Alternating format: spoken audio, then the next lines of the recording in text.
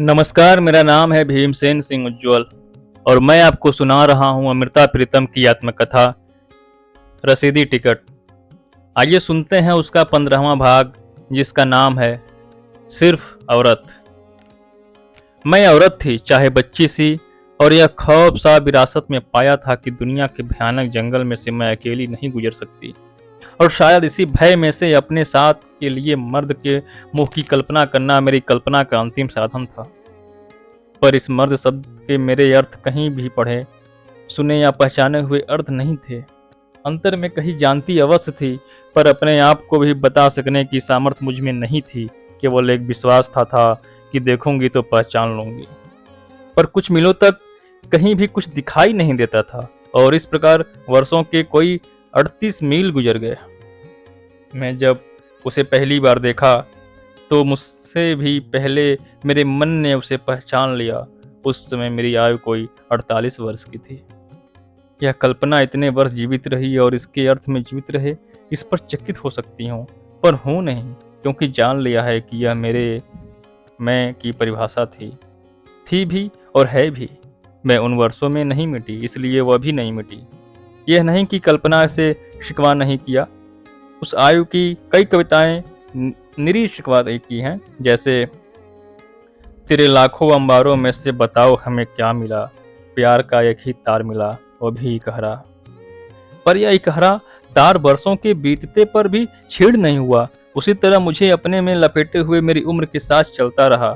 कई हादसे हुए, पर कल्पना जो मेरे अंगों की तरह मेरे बदन का हिस्सा थी, वह मेरे बदन में निर्लेप होकर बैठी रही।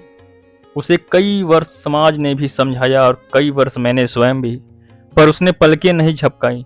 वह कई वर्षों के पार उस वीरांगी की ओर देखती रही जहां कुछ भी नजर नहीं आता था, और जब उसने पलकें झपकाई तब मेरी उम्र को 48वां वर्ष लगा हुआ था।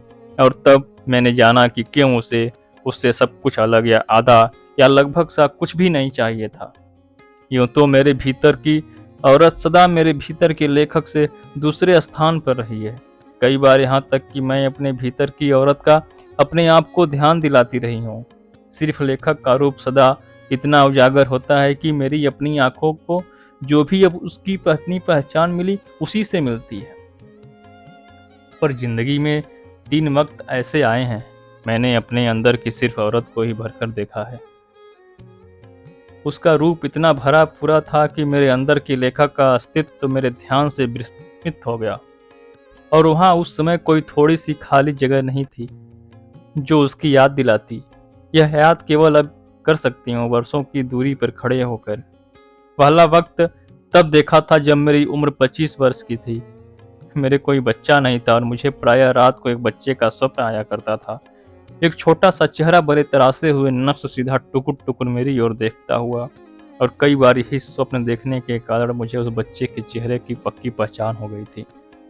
स्वप्न में वह मुझसे बात भी करता था, रोज एक ही तरह की बात, और मुझे उसकी आवाज़ की पूरी पहचान हो गई थी। स्वप्न में मैं पौधों में पानी दे रही होती, और अचानक एक गमले में फूल खिलने की जगह एक बच्चे का चेहरा खिल उठता था। मैं चौंक कर पूछती थी, तू कहाँ है? मैं तुझे ढूंढती रही, और वह चेहरा हंस पड़ता था। मैं यहीं था, छिपा हुआ था, और मैं जल्दी से गमले में से बच्चे को उठा लेती थी। जब मैं जाग जाती थी, मैं वैसी ही होती थी, सूनी, वीरान और अकेली। सिर्फ एक औरत जो अगर माँ नहीं बन सकती थी तो जीना नहीं चाहती थी। और जब मैंने अपनी कोख में आए हुए बच्चे को देख लिया तो मेरे भीतर की निरोल औरत उसे देखती रह गई। दूसरी बार ऐसा ही समय मैंने तब देखा। एक दिन शायर आया था तो उसके हल्का सा बुखार हुआ था।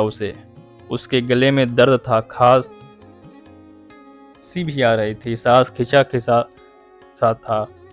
उस दिन उसके गले और छाती पर मैंने विक्स मली थी। कितनी देर मलती रही, और तब लगा था इसी तरह पैरों पर खड़े खड़े मैं पैरों को उंगलियों से और हथेली से उसकी छाती को हौले हौले मलते हुए सारी उम्र गुजार सकती हूँ। मेरे अंदर की सिर्फ औरत को उस दुनिया की किसी कागज कलम की कोई ज़रूरत नहीं थी।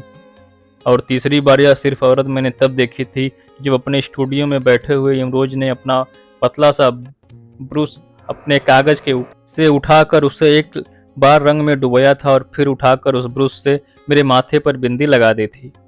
मेरे भीतर की एक सिर्फ औरत की सिर्फ लेखक से कोई आवाज़त नहीं, उसने आप ही उसके पीछे उसकी ओट में खड़े होकर स्वीकार कर लिया है, अपने बदन को उसकी आंखों से चुराते हुए और शायद अपनी आंखों से भी।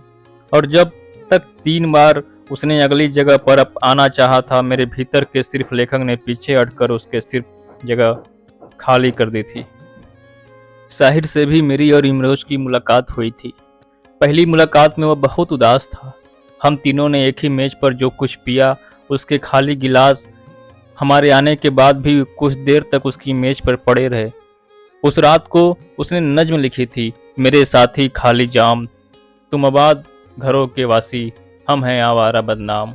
और यह नज्म उसने मुझे रात के कोई 11 बजे फ़ोन पर सुनाई और बताया कि वह बारी बारी से तीनों गिलासों में विस्की डालकर पी रहा है।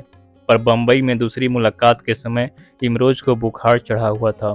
उसने उसी वक्त अपना डॉक्टर भेज दिया था उसके इलाज के लिए।